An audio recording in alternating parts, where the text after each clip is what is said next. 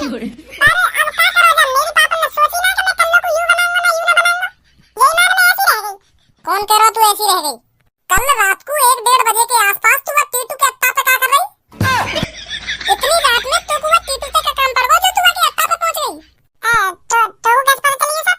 हमारी 7वीं मंजिल पे थे, पूरा शहर दिखे और ऊपर तो मैंने एक दूरबीन खरीद रखी है। अगर मुझको लगे ना कि यहाँ के घर में कुछ गड़बड़ चल रही है तो मैं बात दूरबीन पे ताका झाकी कर लगूंगा के घर में।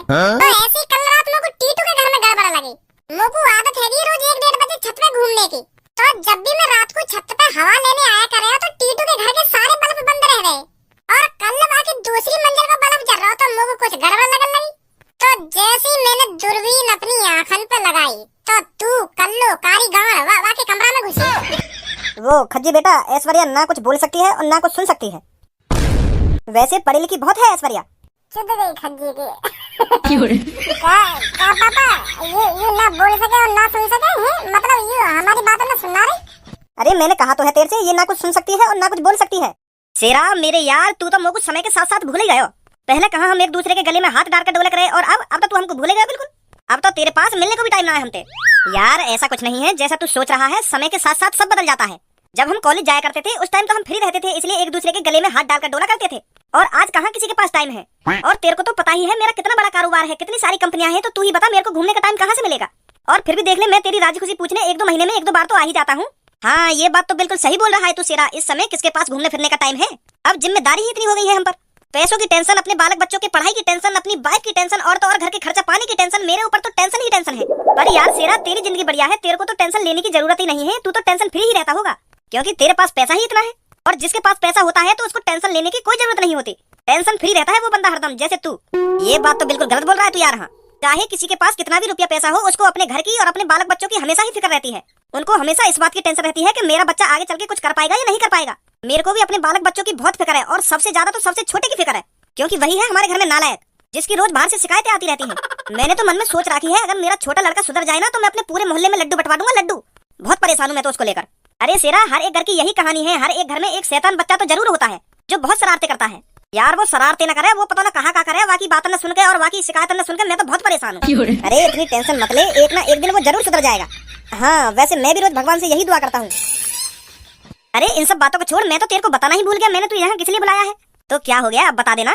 वो यार धारा, मेरी एक लड़की है ऐश्वर्या, मैं उसकी लाइफ को लेकर बहुत परेशान हूँ। हाँ? मैं यार 2 सालों से अपनी बेटी के लिए लड़का ढूंढ रहा हूँ पर लड़का मिला नहीं है। मैं बहुत परेशान हूँ अपनी बेटी को लेकर, उसकी शादी की उम्र भी हो गई है पर मेरे को लड़का मिल ही नहीं रहा है कोई। तो इसलिए मैं सोच रहा था, तेरे पास 2 लड़के हैं, क्यों ना मैं अपनी बेटी के साथ उनमें से किसी एक से करा दूं। मैं तो तेरे को बचपन से जानता हूँ और तू भी मेरे को बचपन से जानता है, क्यों ना हम इस दोस्ती को रिश्तेदारी में बदल दें, क्या बोलता है। अरे यार मेरे को तो बहुत खुशी होगी जो तेरी लड़की मेरे घर में आएगी, मेरे को इस बात से कोई ऐतराज नहीं है। लो मेरी बेटी भी आ गई, नमस्ते कर रही है तुझको। हाँ नमस्ते बेटा नमस्ते। अच्छा तो ये है तेरी लड़की, बहुत सुंदर है। क्या नाम है बेटी तेरा? बेटी नाम क्या है तेरा? अरे बेटी मैंने तेरे से तेरा नाम ही तो पूछा है, रो क्यों रही है? अरे वो क्या है ना, मेरी बेटी बोल नहीं सकती। ये बचपन से ही ना कुछ बोल सकती है और ना ही कुछ सुन सकती है। अब मैं तेरे को सच बताऊं तो इसलिए मेरी बेटी के लिए कोई लड़का नहीं मिल रहा है। वैसे बहुत संस्कारी है मेरी बेटी, पढ़ी लिखी भी है, पर प्रॉब्लम यह है ना, ये ना कुछ बोल सकती है और ना कुछ सुन सकती है। अब देख ले यार तू, मेरी बेटी तेरे सामने खड़ी है और जो कुछ बात है वो सब मैंने तेरे को बता ही दिया है। और अगर तेरे को भी मेरी बेटी अच्छी नहीं लगी है तो शादी के लिए मना कर सकता है तू। वैसे भगवान ने कोई ना कोई लड़का तो बनाया होगा मेरी बेटी के लिए। सही बोल रहा हूँ ना मैं? अरे तू तो अपने मन में कुछ भी सोचे जा रहा है, मैंने कब मना किया है शादी के लिए। मेरे को तो लड़की बहुत अच्छी लगी है। तो क्या हो गया, ना ये बोल सकती है और ना ही सुन सकती है, हम है ना इसे सब कुछ बताने के लिए और समझाने के लिए। पढ़ी लिखी तो है ना, हम इसे लिख के दे दिया करेंगे। मुझे बहुत अच्छी लगी है तेरी लड़की, तो आज मैं अपने बेटे से बात करूंगा, तो तू कल घर पर आ जाना अपनी बेटी को लेकर, ठीक है? हाँ ठीक है। तो अच्छा मैं चलता हूँ, मेरे को अभी बहुत काम है। तो एक बात और, अपने लड़कों से शादी की बात करने से पहले एक बार बता देना कि मेरी बेटी ऐसी है। अरे यार तू इस बात की बिल्कुल भी टेंशन मत ले, मैं हूँ ना। अगर मैं इस शादी के लिए राजी हूँ तो मान ले मेरा बेटा भी राजी है। तो ठीक है मैं चलता हूँ, कल बात करता हूँ तेरे से। हाँ ठीक है। अरे मेरी बेटी तू अब भी रो रही है, भगवान जिसके साथ जो करता है अच्छे के लिए करता है। आंसुओं को पहुंच ले बेटी। कल्लो में डॉक्टर बनने से बस अब की बार बची ही हूँ। हाँ अगर मेरे 9-10 नंबर और एक्स्ट्रा आ जाते ना तो आज मैं डॉक्टर बन जाती। मैंने ही कुछ पढ़ाई में कमी कर दी होगी जो मैं अब की बार 9-10 नंबर से रह गई। पर कल्लो मैं मेहनत करती रहूंगी और पढ़ती रहूंगी, मैं भी देखती हूँ मैं कब तक डॉक्टर नहीं बनूंगी। मेरे पापा ने सपना देखा है मेरे को डॉक्टर बनाने का, और मैं उस सपने को पूरा करके ही रहूंगी। जब तक मैं डॉक्टर नहीं बन जाती हूँ ना, तब तक मैं हार नहीं मानूंगी, दिन रात पढ़ती ही रहूंगी। बहुत अच्छी सोच है पूनम तेरी। अगर हमारे मम्मी पापा हमको कुछ बनाने के सपने देख रहे हैं ना, तो हमको उस सपने को पूरा करना चाहिए। दिन रात एक कर देनी चाहिए जब तक वो सपना पूरा नहीं हो जाए। मेरे पापा ने तो मुझको कुछ बनाने का सपना देखो ही ना है। यही मार में पढ़ाई में कमजोर हूँ, यही मार में मेहनत न करे काई चीज में।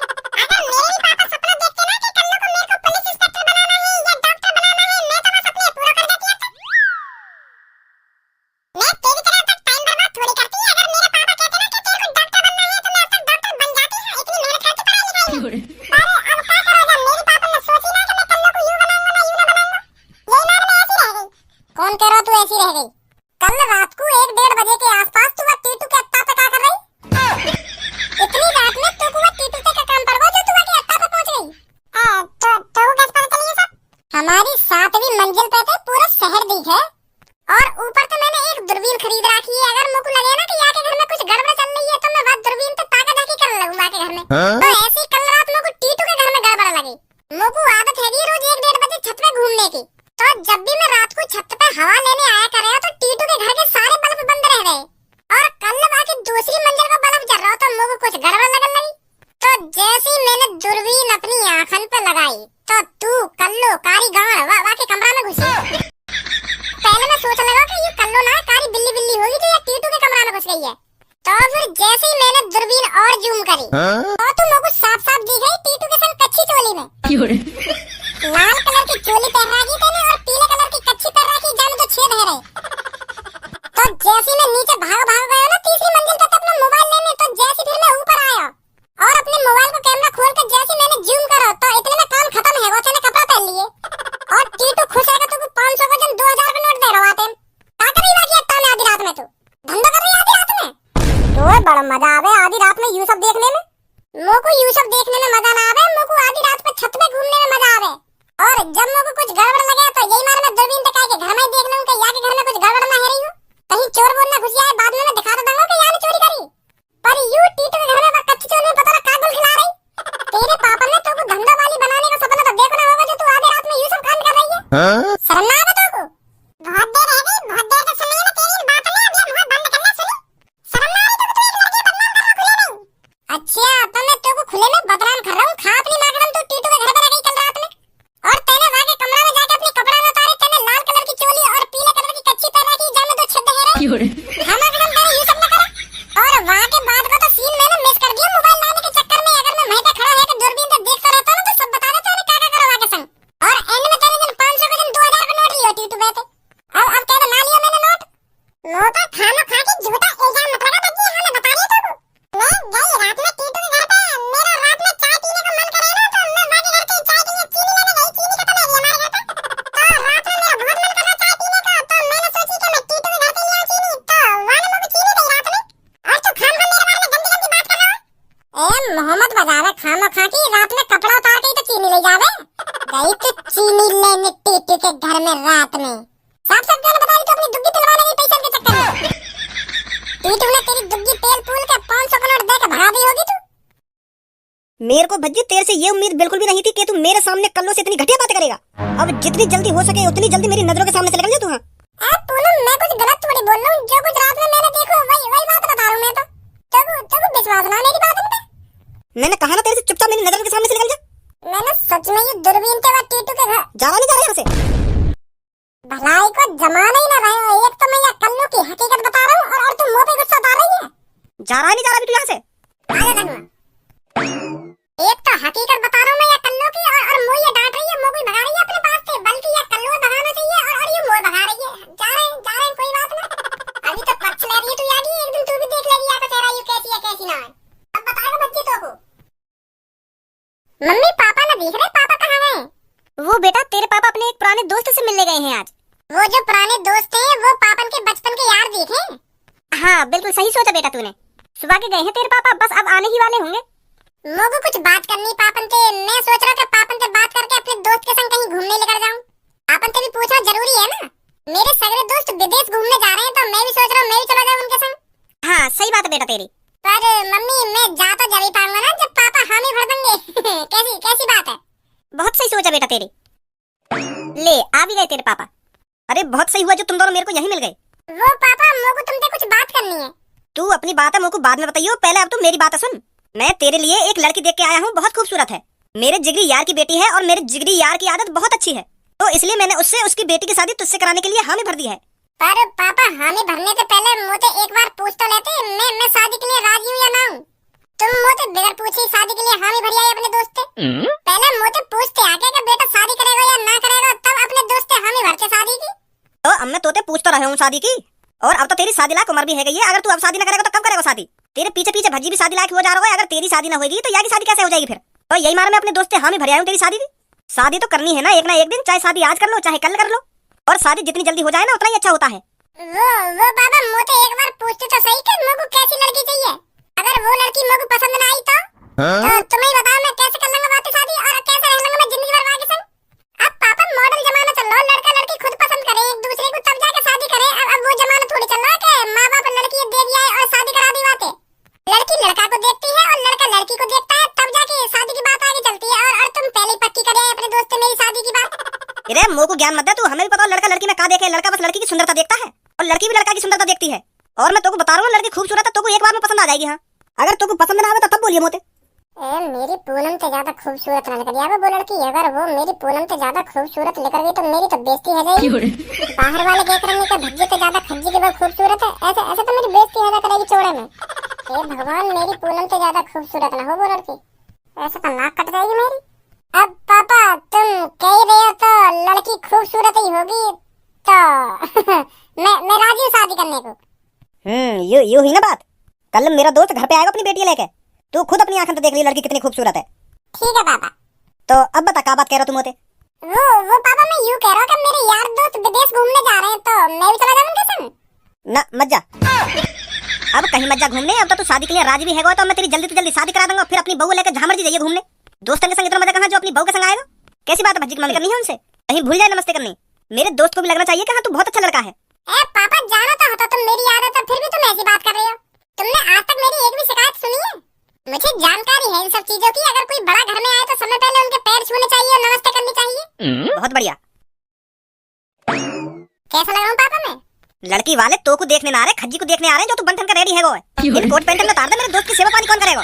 उनके लिए चाय पानी बिस्किट नमकीन कौन लाएगा? है आगे तो यहाँ पे 3 पीस पैर के। पापा तुम भी पता ना कैसी बात कर रहे हो। यू बात तुम लोग भी पता है कि खज्जी देखने वाले आ रहे हैं। अब तुमका चाहोगे मैं उनके सामने ऐसी कंजर बन के खड़ा रहूं? बेइज्जती करवा लूंगा उनके सामने। जो वो अपने घर पे जाके अपनी लड़की से कहे कि उनका छोटा लड़का तो बहुत गंदा रह रहा है, नहाए धोए भी ना जाएगा। ए उतारियन 3 पीस में ना उतारियन 3 पीस में। ए पापा अब भज्जी ने 3 पीस पहन लिए तो काय को उतरवा रहे हो? पहन ही लेने दो, उतार देगा जब वो लड़की वाले चले जाएंगे। अरे बेटा मैं ये हमारा बोल रहा हूँ, अगर ये उनकी सेवा पानी में लगे तो ये गंदे हो जाएंगे खामा खाई।